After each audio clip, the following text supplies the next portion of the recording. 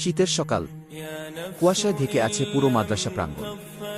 ঘাসের উপর শিশির জমে বরফের মতো ঠান্ডা। ফজরের আজানের একটু পরেই মাদ্রাসার ছোট ছোট ছেলেরা কম্বল জড়িয়ে একে একে উঠে পড়ল। কারো হাতে পুরনো চাদর, কারো গায়ে পাতলা সোয়েটার, তবুও পড়াশোনার আগ্রহে তাদের চোখে কোনো ক্লান্তি নেই। ঠান্ডা বাতাসে হাত পা কাঁপলেও উ করে নামাজ আদায় করে তারা কিতাব খুলে বসে পড়ল। হুজুর মশাই নরম কণ্ঠে পড়া শুরু করালেন। ছেলেদের ঠোঁট কাঁপছে, কিন্তু কণ্ঠে দীর্ঘতা। মাঝে মাঝে কেউ হাত ঘষে নিচ্ছে, কেউ নিঃশব্দে দোয়া করছে। আল্লাহ, এই কষ্টকে কবুল করো। রোদ উঠতেই বারান্দায় একটু উষ্ণতা এল। ছেলেরা তখনও মন দিয়ে পড়ছে। ঠান্ডা যেন তাদের ইচ্ছাশক্তির কাছে হার মানছে।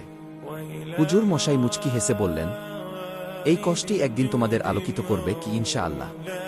সত্যি, শীতের সেই কঠিন দিনগুলোতেই গড়ে উঠছে তাদের সবর, ইলম আর চরিত্র, যা ভবিষ্যতে উম্মাহর জন্য আলো হয়ে জ্বলবে ইনশাআল্লাহ।